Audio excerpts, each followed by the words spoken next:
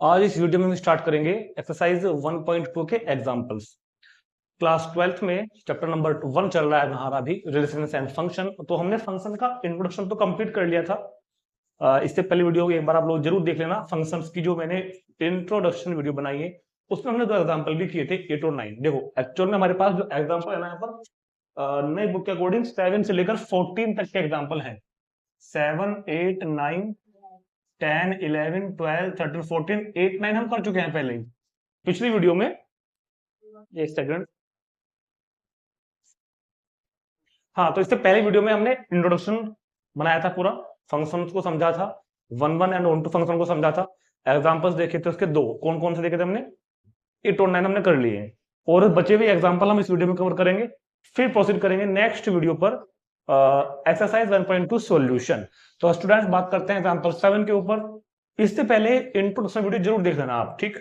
तो 1 एंड 1 के ऊपर ही हमारा सब कुछ फोकस रहने वाला है यहाँ पर। तो एग्जांपल 7 की बात करते हैं। 1.1.2 क्या होता है ये आप लोग एक बार वीडियो जरूर देख लेना पहले, इंट्रोडक्शन वाली, क्योंकि मैंने तरीके, मेथड्स, ट्रिक्स सब उसमें बताई हुई है। तो क्या आता है पहला question, let A be the set of all 50 students.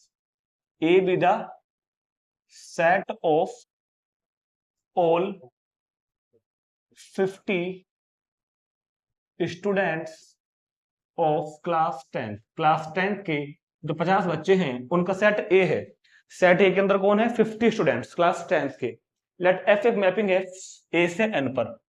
F एक मैपिंग है मतलब फंक्शन है सेट ए से एन पर। एन मतलब नेचुरल नंबर के सेट पर। ए में तो कौन है, 50 बच्चे क्लास 10 के, और एन में क्या है, नेचुरल नंबर्स इनफाइनाइट तक के।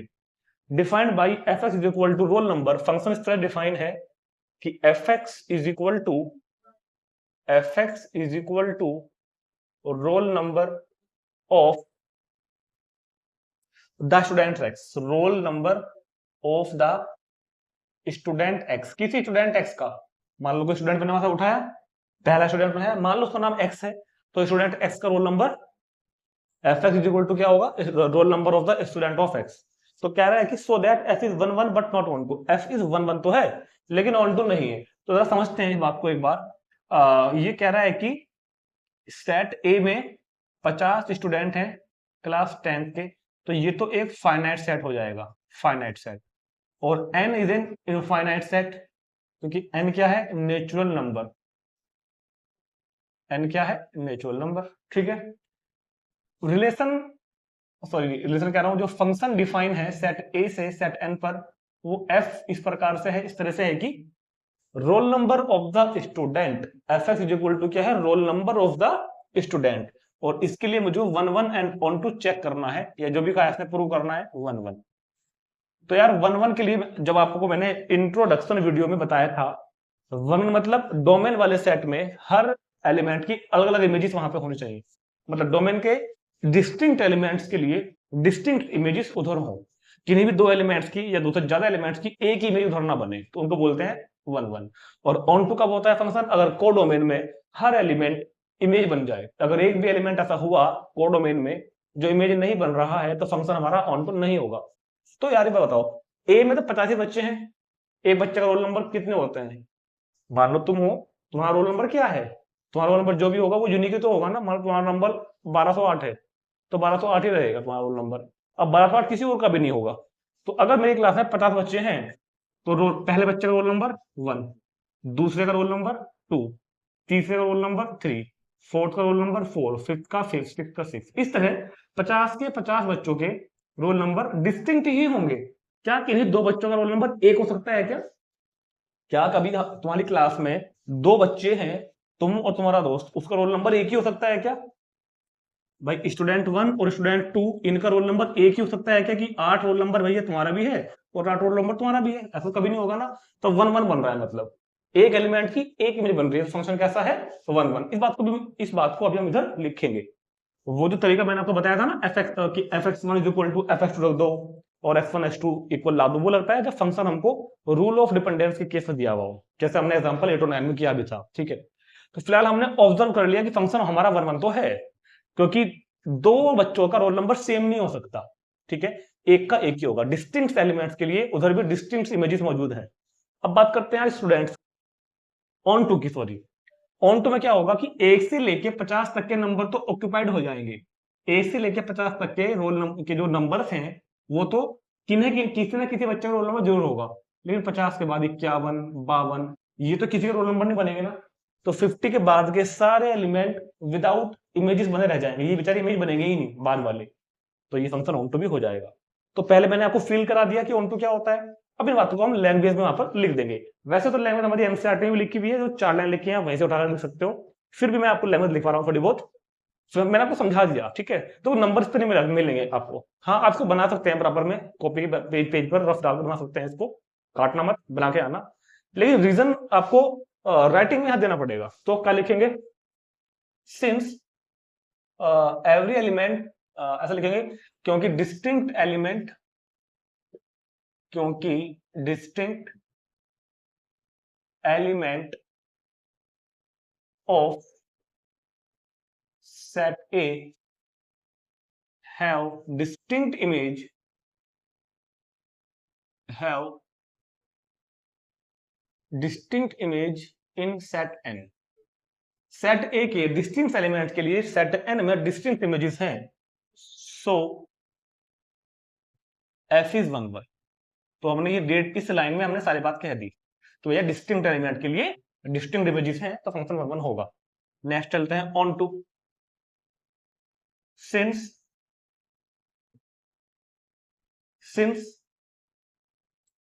क्या,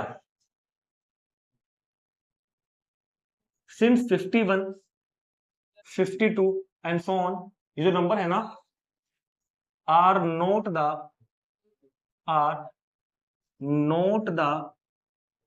क्या कहेंगे, images of any element of set ए। भाई 51, 52 उससे आगे नंबर सेट ए के किसी भी एलिमेंट की इमेजेस नहीं है, so function is onto, so not onto, so F is not onto. देखो मैंने बहुत ही सिंपल लेवल लिखा है आपको, जो कोई बच्चा समझ सकता है। लिखने को मैं वो बुक की बकवासबाजी भी लिख सकता हूँ, वो थोड़ी सी मैथमेटिकल लैंग्वेज है, मत लिखो, सिंपल लिखो, कोई दिक्कत नहीं, कोई नहीं काटेगा। So F is not onto, क्योंकि देखो यहाँ पे ऐसा नहीं होता कि आपको बनावटी लैंग्वेज वही लिख के आनी है। आपने फील खुद को कर, पहले आप खुद को फील कराओ कि फंक्शन 1 1 है या नहीं, ऑन टू है या नहीं, तो फिर अपनी बात को अपने शब्दों में बनाकर उधर लिख दो कि फंक्शन 1 1 है या नहीं है, ऑन टू है। हमने ऐसा लिख दिया, काम खत्म हो गया। समझ में आ गया होगा आपको, तुरंत नोट करेंगे। देखते हैं नेक्स्ट क्वेश्चन। तो चलिए स्टूडेंट्स बात करते हैं एग्जांपल 10 पर। तो पहले फंक्शन को समझते हैं कि क्या कह रहा है। So that the function f जो कि n से n पर डिफाइन है, नेचुरल नंबर के सेट से नेचुरल नंबर के सेट पर फंक्शन हमारा डिफाइन है। Given by f1 is equal to f2 is equal to 1, f1 और f2 दोनों की वैल्यू 1 है, and fs is equal to x minus 1, fs की वैल्यू x माइनस 1 है फॉर s ग्रेटर देन 2 के लिए। अगर x 2 से बड़ा है तो वैल्यू ये लेनी है। कह रहा है कि फंक्शन को ऑन टू तो है बट नॉट 1 1 है, ये प्रूव करना है। तो देखो एरो डायग्राम से बढ़िया रामबाण इलाज दुनिया में कोई नहीं है। इससे हम चीजों को समझ सकते हैं, बिल्कुल हमारी फीलिंग अंदर तक आ जाएगी कि हाँ ये 1 1 है या नहीं है, ऑन टू है नहीं, ठीक। लेकिन ये क्वेश्चन का 12th बोर्ड के हिसाब से अप्रोप्रिएट सॉल्यूशन नहीं माना जाता। ये कंपटीशन में एग्जाम क्या नाम है एमसीक्यू में चलता है, एमसीक्यूज वगैरह है या कंपटीशन है वहां चल जाता है। यहाँ पर आपको डिस्क्रिप्टिव आंसर देना पड़ता है, ठीक। मगर इससे हम अंदाजा लगा लेते हैं 99% तक कि फंक्शन 1 1 है तो क्यों है, नहीं है तो क्यों नहीं है, ऑन टू है तो क्यों है, नहीं है तो क्यों नहीं है, फिर उसी रीजन पे हल लिख देंगे उठा करते, ठीक है। तो सुनो, दोनों सेट नेचुरल नंबर के हैं तो इनफाइनाइट सेट माने जाएंगे, इनफाइनाइट सेट, ठीक है। चलो अब ये कह रहा है कि फंक्शन की वैल्यू 1 पे 1 है, 1 के लिए वैल्यू क्या है 1, फंक्शन की वैल्यू 2 के लिए भी 1 है, 2 के लिए भी क्या है 1। तो काम तो एक काम तो मेरा ये खत्म हो गया, 1 1 तो ये है नहीं, क्योंकि दो एलिमेंट्स की एक ही इमेज है। रीजन हम ये लिखेंगे, याद रखना। अगर आपको कभी भी किसी चीज को नोट प्रूव करना है ना, नोट 1 1 प्रूव करना है या नोट ऑन टू प्रूव करना है, तो फिर एक एग्जांपल ही काफी है। फिर तो आप एक एग्जांपल दे दो जो आपको नोट 1 1 या नोट ऑन टू को सपोर्ट करता हो, वो एग्जांपल काफी होगा फिर तो। मगर अगर 1 1 प्रूव करना है, ऑन टू प्रूव करना है, फिर आपको पूरा एक बेसिकली थ्योरेटिकल अप्रोच से क्वेश्चन को प्रूव करना पड़ेगा। तो 1 1 तो मैंने देख लिया, बल्कि क्वेश्चन में ही इसने आंसर दे दिया। मैंने पहली बार देखा अपनी जिंदगी में क्वेश्चन के अंदर आंसर लिखा हुआ है। तो क्या लिखेंगे हम, क्योंकि सिंस फंक्शन की वैल्यू 1 पर क्या है 1, फंक्शन की वैल्यू 2 पर क्या है 1। अब बकायदा ये चीज बना के दिखाना, ये चीज ये वाली ये चीज बना के दिखाना पेपर में कि भैया 1 और 2 के लिए फंक्शन की वैल्यू 1 मिल रही है, 1 के लिए भी 1 है 2 के लिए भी 1 है, तो फंक्शन इज नॉट 1 1। सो तो मैं लिख दिया सो function is not 1 1, function is not 1 1, function is not 1 1। क्या ये बात सबको समझ में आ गई भाई? 1 1 ये तो होता है। देखो देखो तरीका है, let x function of x1 is equal to function of x2 लेके चलो और x1 x2 लागत दिखाओ, वो भी हम लगाएंगे, मगर जब क्वेश्चन की हमको डेफिनेशन एक ही मिलेगी तब लगाएंगे इस तरीके को भी, टेंशन मत लेना, लगाएंगे इसको भी हम करेंगे। क्योंकि मैंने आपको बताया था 1 1 या ऑन टू प्रूव करने के, चेक करने के कई तरीके होते हैं, मैंने आपको इंट्रोडक्शन में सब बातें बताई थी। चलो ये अब बात करते हैं इसके ऑन टू के बारे में। अब हम इसकी बात करते हैं ऑन टू के बारे में। ऑन टू के बारे में अगर मैं बात करूं तो ऑन टू के लिए हम पहले चेक करते हैं अपने आप को, पहले चेक तो कर लूंगा अपने आप। ये काम तो हो गया था मेरा। अगर वैल्यू x की 2 से बड़ी है तब डेफिनेशन ये लेनी है आपको, ये वाली 2 से बड़ी वैल्यू 3 आ गई तो 3 के लिए ये काम करेगा, 3 - 1 2, तो 3 की इमेज 2। अगर मैं 3 रखूं तो 4 लूंगा ना, अगर इसकी वैल्यू 4 तो 4 - 1 3। अगर मैं 5 रखूंगा ना तो 5 - 1 4। 2 से बड़ी रख रहे हैं ना, 6 - 1 कितना आ जाएगा 5। तो हम देख रहे हैं कि हर वैल्यू निकल के उधर इमेज बनेगी जाके जरूर, हर वैल्यू की। अगर आप कहोगे इधर 1000 रखो तो उधर कितना आएगा 999। आप कहोगे इधर 1 करोड़ रखो तो उधर कितना आएगा 99,99,999। इधर के हर एलिमेंट की उधर इमेज जरूर है, मतलब इधर इस सेट का हर एलिमेंट ऑक्यूपाइड जरूर बनेगा, ऑक्यूपाइड जरूर होगा। इस सेट का हर एलिमेंट इस सेट के एलिमेंट्स की इमेज जरूर है, तो फंक्शन ऑन टू है। हमने समझ लिया ना कि हाँ ऑन टू है। अब लिखेंगे इधर, लिखने के लिए हम वही तरीका यूज करेंगे जो हमने आपको बताया था इंट्रोडक्शन वीडियो के अंदर, वाई वाला तरीका। क्या करते हैं, लेट मानते हैं let y belongs to n, y belongs to मतलब कोडोमेन वाला है। लेट y, ये सब बातें तो मैंने बताई हुई है भैया इंट्रोडक्शन के अंदर, वहां पे एक बार वीडियो जरूर देखना आप डिटेल में बैठ के आराम से किसी दिन। Let y belongs to n such that, let y belongs to n such that, y belong करता है n such that fx is equal to y। ये सब तरीके मैंने बताए हुए हैं आपको, एग्जांपल भी कराए हुए हैं इसके ऊपर। fx is equal to y और fx कितना है, fx कितना है मेरे पास x - 1 is equal to y। x की वैल्यू क्या आ जाएगी y + 1। ये बताया था क्या कि y बिलोंग्स टू n के लिए सच दैट करो fx is equal to y। इससे जो इक्वेशन बनेगी वहां से x की वैल्यू निकाल लो इन टर्म्स ऑफ y, और अब ढूंढो वहां जाके कि क्या हर y के लिए x मिल रहा है क्या आपको।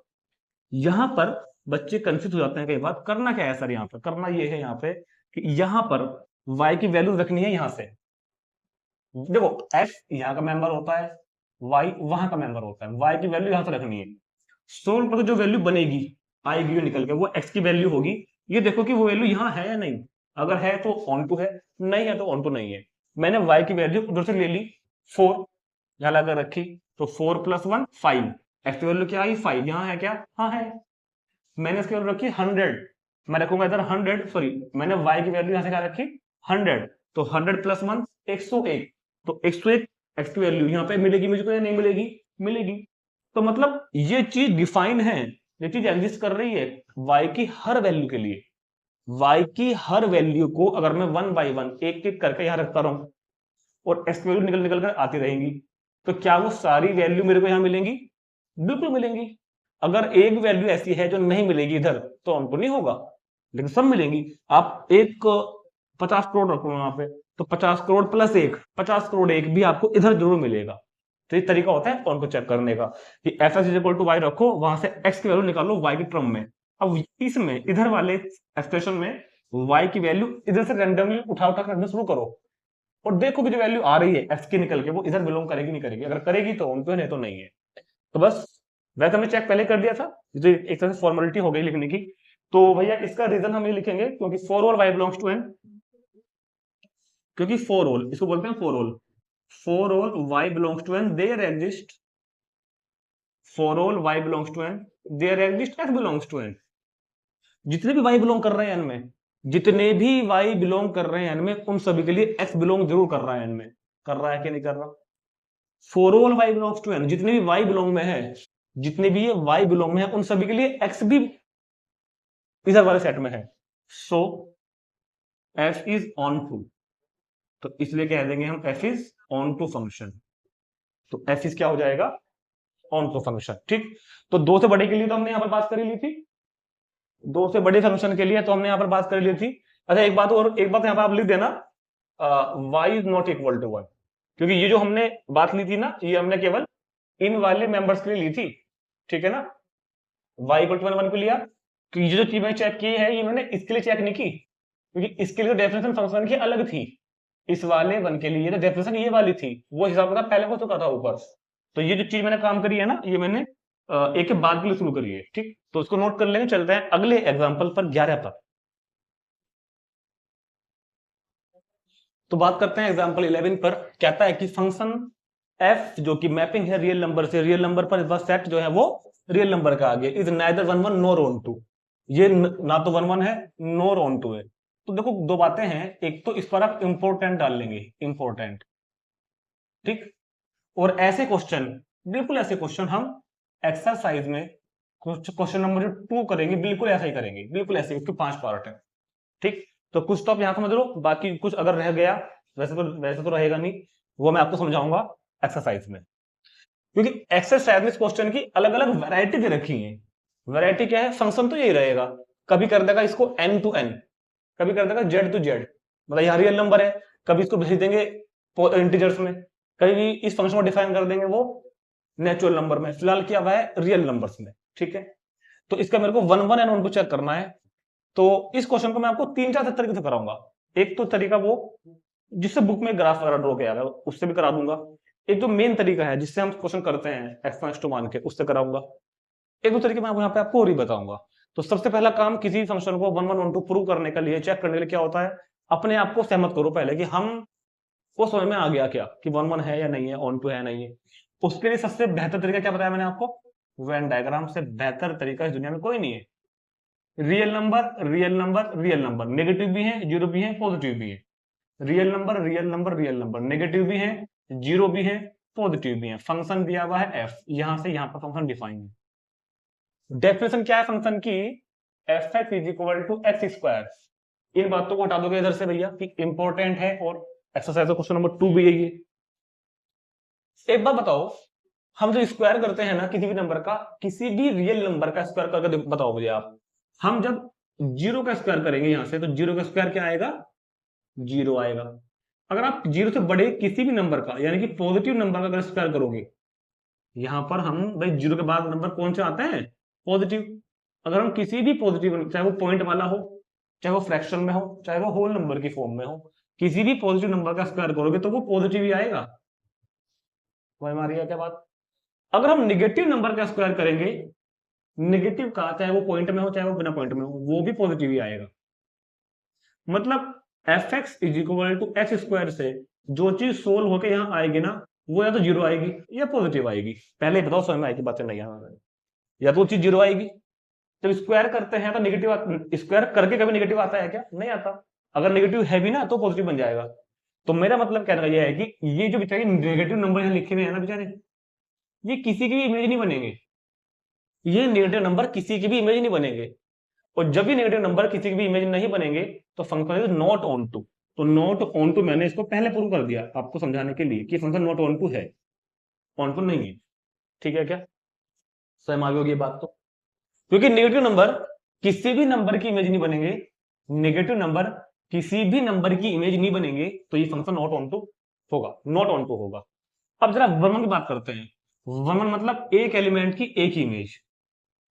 इधर मान लो -2 है, -1 है, 0 है, मैंने केवल 5 लिए हैं, स्क्वायर कर रहा हूं मैं, तो -2 का स्क्वायर कितना आएगा, -2 का स्क्वायर कितना आएगा 4, और 2 का स्क्वायर भी कितना आएगा 4, -1 का स्क्वायर 1, 1 का स्क्वायर 1, तो भैया तो 1 1 भी नहीं है। दो एलिमेंट्स की एक इमेज जा रही है ना, और ऐसा हर नंबर के लिए होगा जो अपोजिट साइन में होंगे। 3 और -3 की इमेज 9, 4 और -4 की इमेज 16, तो फंक्शन 1 1 भी मेरा नहीं है। तो मैंने आपको पहले फील करा दी बातें वेन एरो डायग्राम में कि फंक्शन neither 1 1 nor on।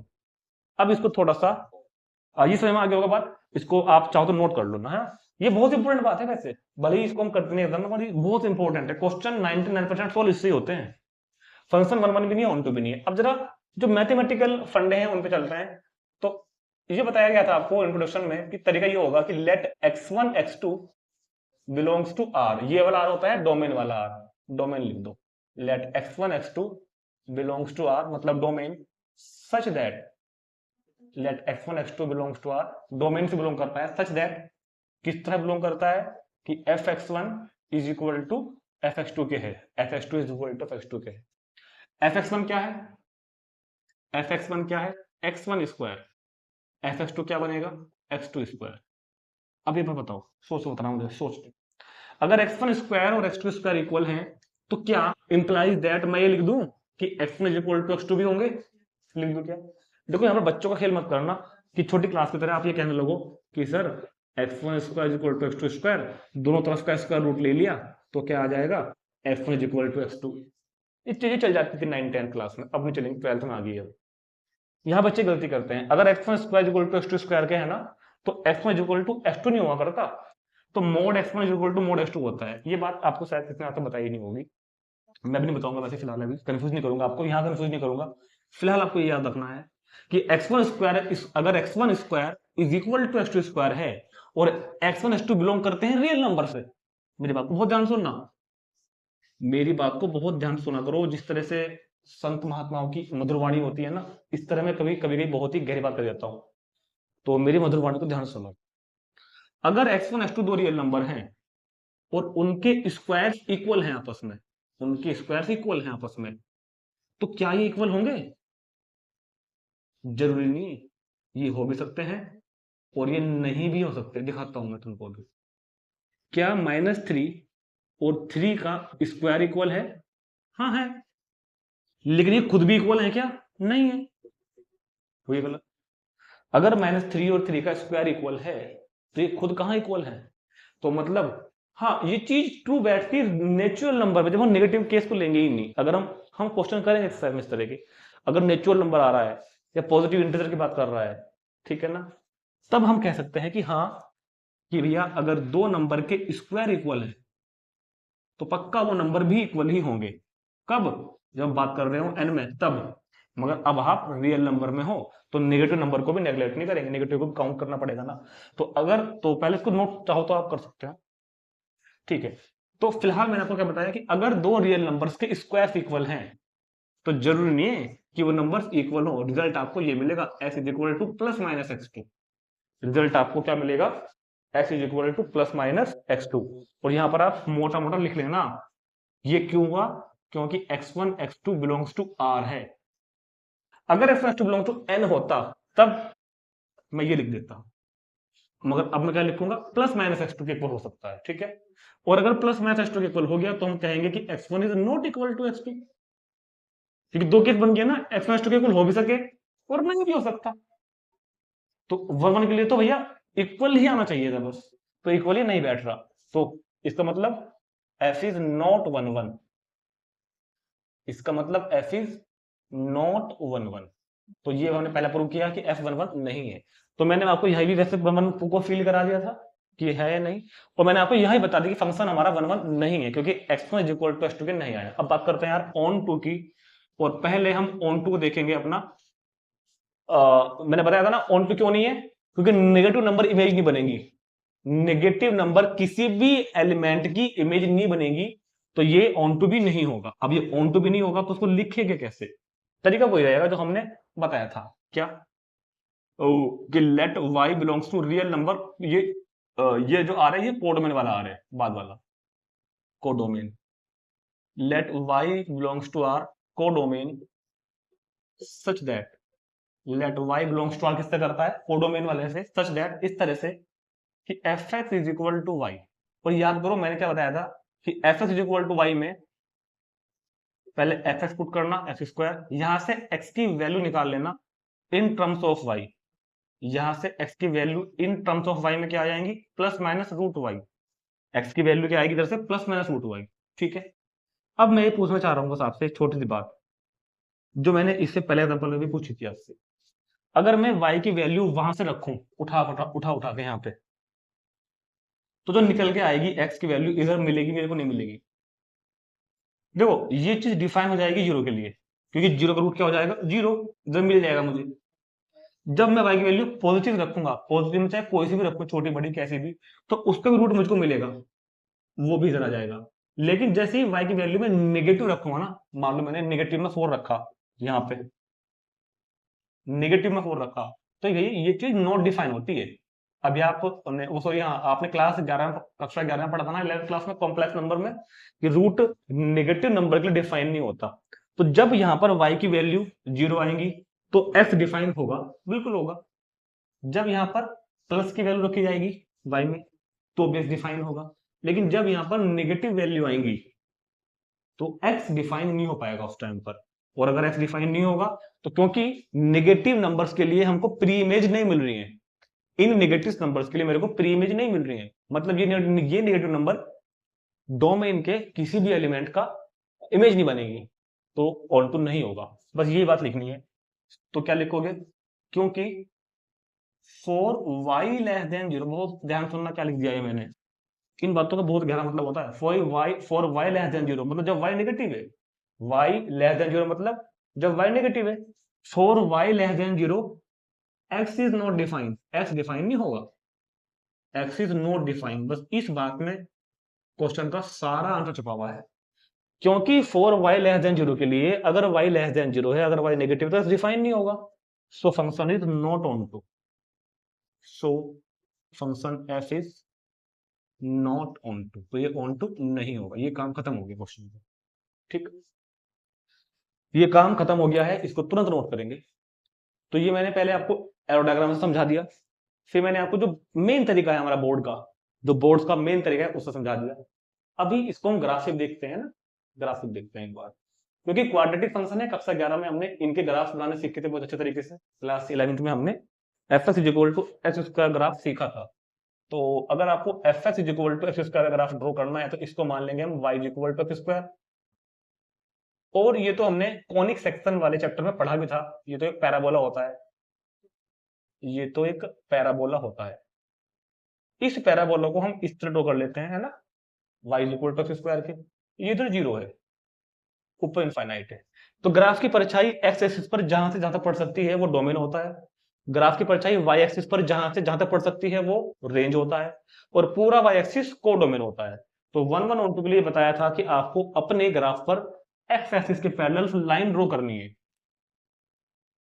और अगर ये लाइन 2 पॉइंट पर कट कर रही है ग्राफ को तो फंक्शन 1 1 नहीं होगा।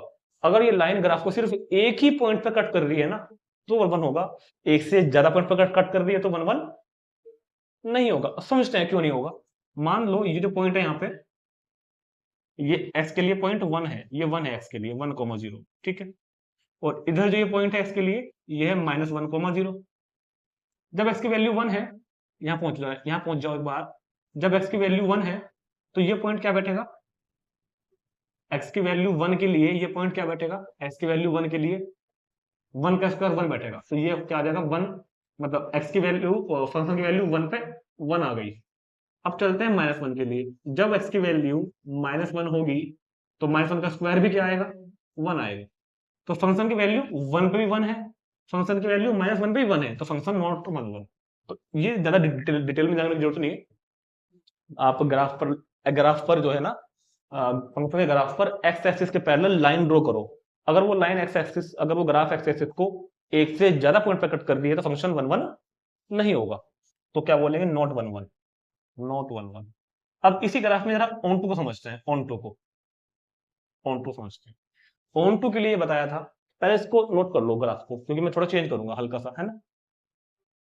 ऑन टू के लिए बताया था कि फंक्शन के कोडोमेन में, फंक्शन के कोडोमेन में एक्स एक्सिस के पैरेलल लाइन ड्रॉ करनी है। ये सब मैंने समझाई थी बातें आपको इंट्रोडक्शन वीडियो में।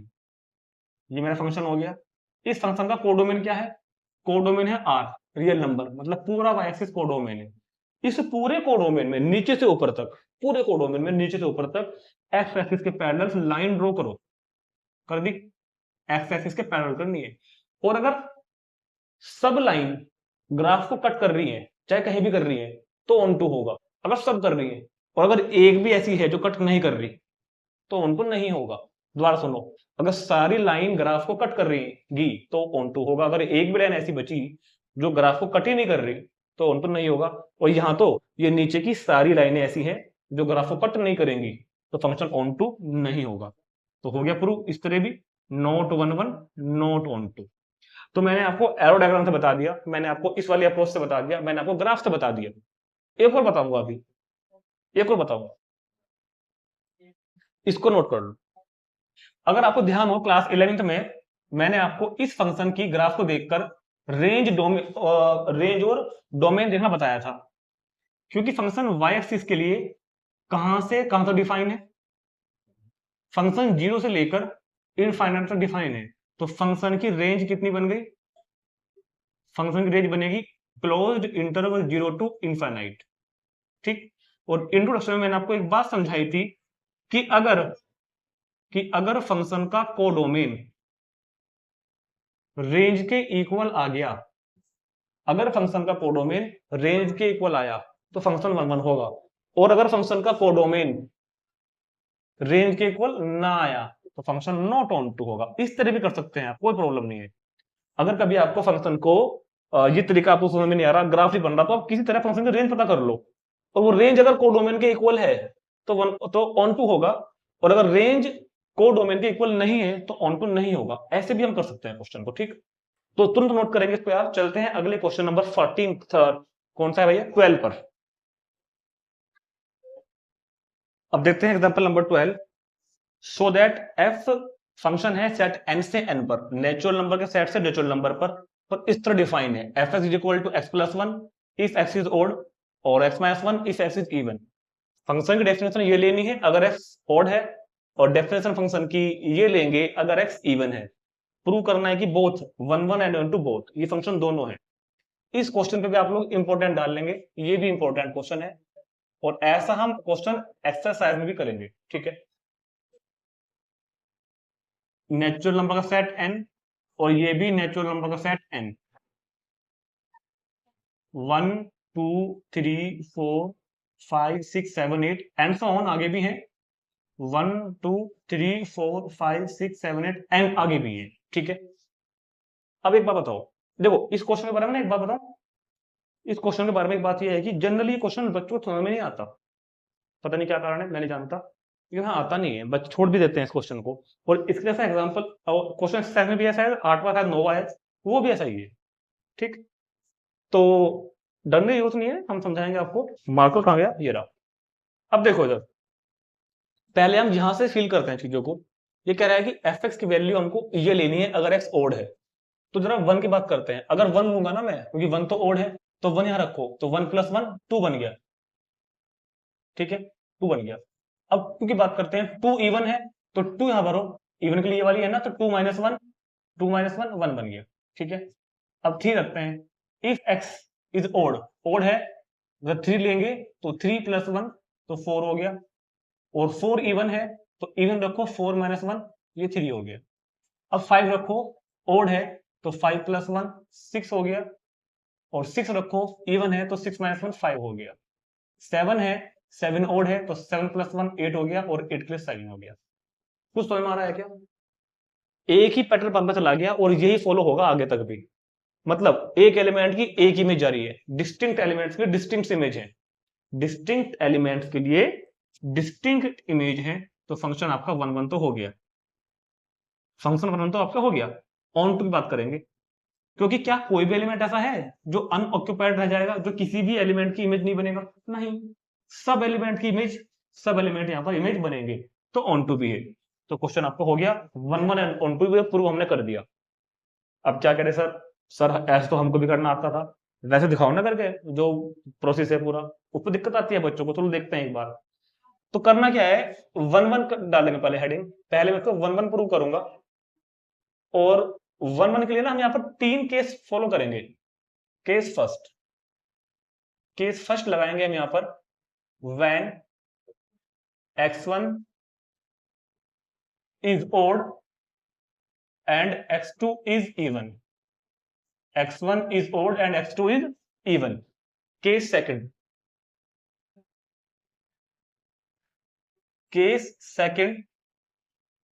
when x1 and x2 both even, ठीक। और एक केस थर्ड भी लेंगे, case third when x1 and x2 both odd। तीन केस में पूरा करेंगे क्वेश्चन को।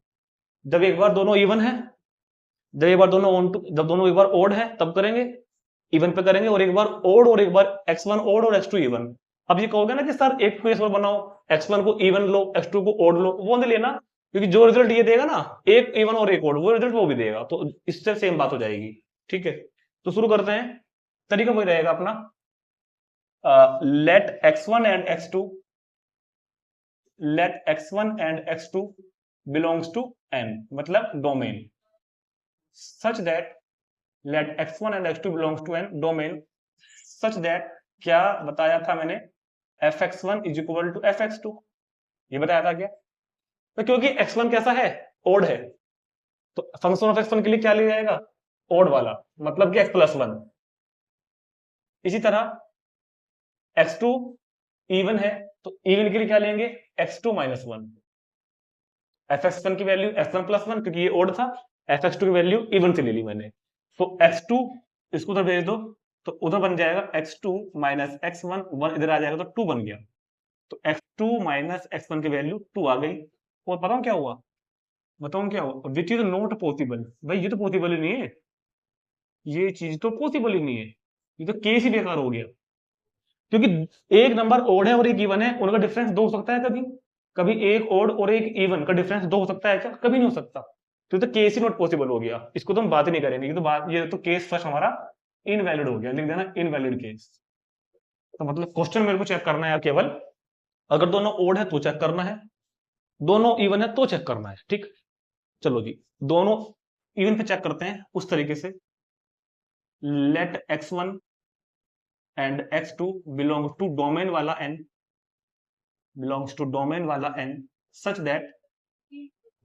such that fx1 is equal to fx2।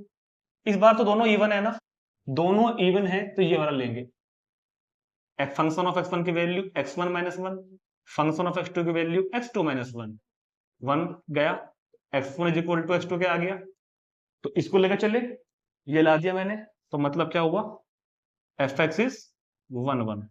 तो लो, इवन वाले केस में मैंने फंक्शन आपका 1 1 ला दिया। ऑन टू की बात करेंगे, मतलब सॉरी 1 1 की बात करेंगे ओड वाले केस में,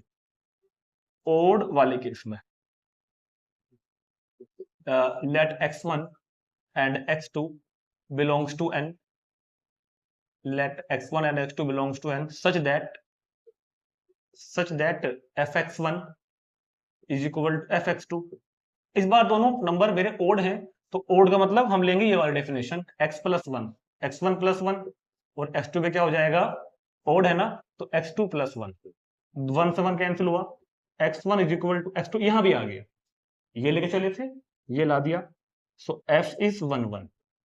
तो मतलब मैंने आपके क्वेश्चन का पहला पार्ट पूरा कर दिया कि ये 1 1 तो है, क्योंकि जब एक इवन और एक ओड है तब तो केस इनवैलिड हो गया, पहले आपको ये करके दिखाना है, फिर उसके नीचे केस सेकंड डाल लेंगे, फिर इवन करना है, उसके नीचे केस थर्ड डालना, फिर ओड करना है, ये काम को करना है। ये फिगर भी आपको बनानी है, ये फिगर भी आप बना देना, 8 10 नंबर लेके बना देना, कोई नहीं काटेगा। तो क्वेश्चन का पहला पार्ट कंप्लीट, और मुझे पूरी उम्मीद है कि आपको समझ में भी आ गया होगा, 1 1 इसका समझ में आ गया होगा। बात करते हैं इसके ऑन टू के बारे में, इतना नोट करेंगे पहले।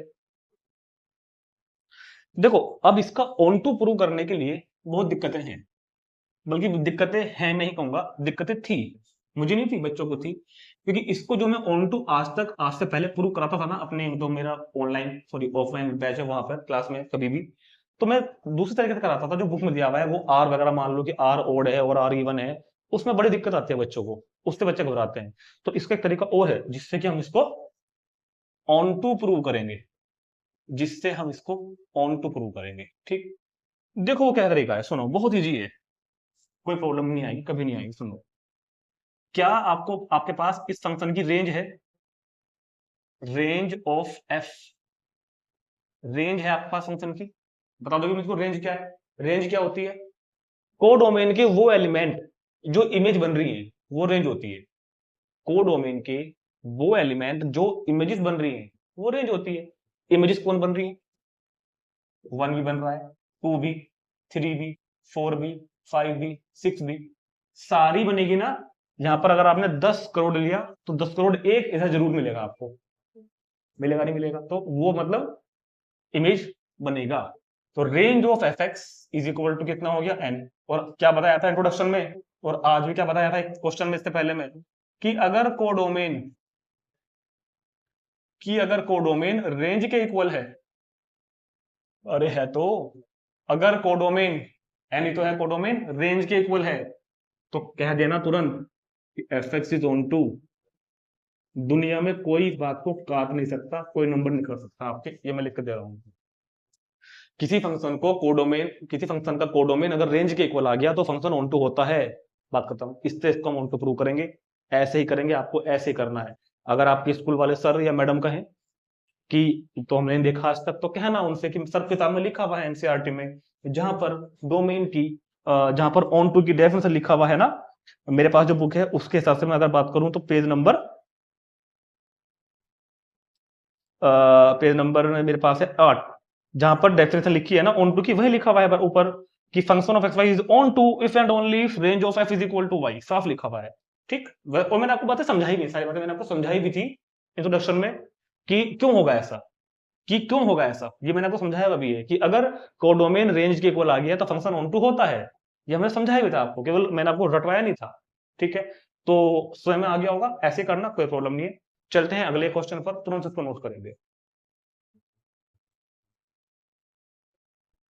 देखते हैं अगले और लास्ट दो एग्जांपल 13 और 14। देखो वैसे ये दो एग्जांपल है ना, ये मैं भी पहले से छुड़वा देता था, मगर बच्चों की डिमांड पे मैंने को करवा रहा हूँ। एक्चुअल में एग्जांपल है ही नहीं, ये तो one and onto function की प्रॉपर्टी है। ये पहले प्रॉपर्टी होती थी, थ्योरम भी थी, प्रॉपर्टी भी थी।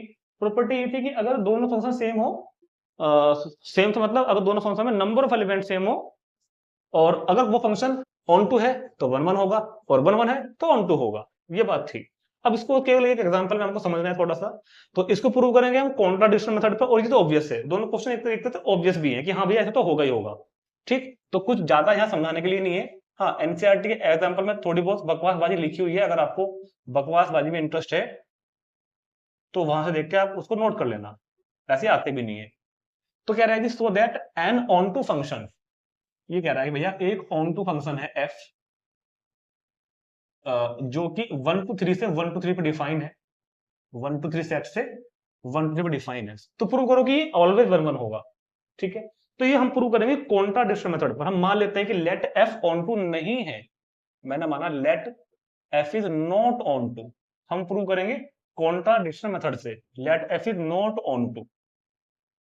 तो इसका मतलब ये हुआ कि इधर के दो एलिमेंट ऐसे हैं जिनकी सेम इमेज है, मान लो मैंने मान लिया 1 की इमेज 1 है और 2 की इमेज भी 1 है, ये मैंने मान लिया।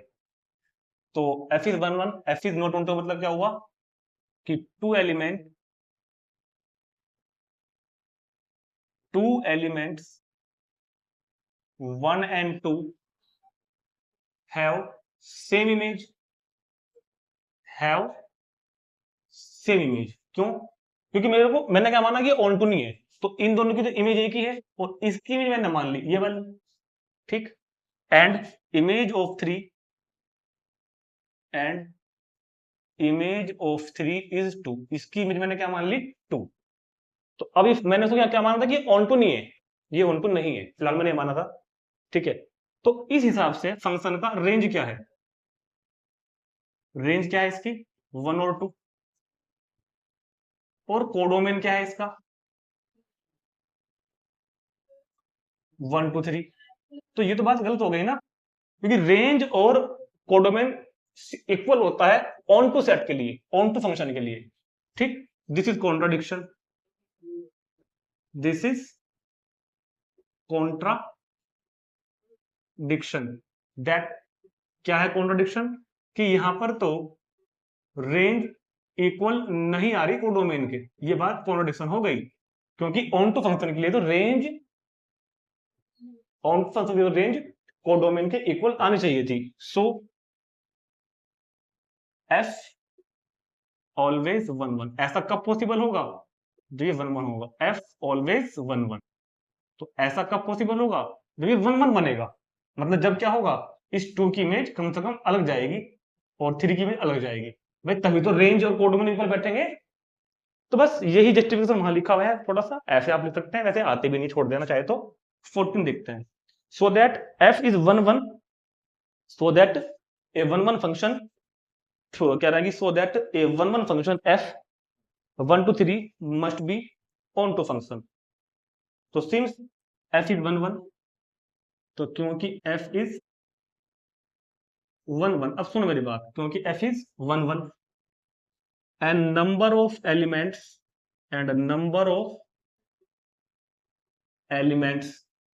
in both set number of elements in both sets are same।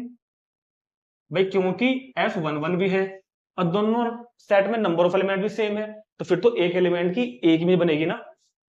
So distinct elements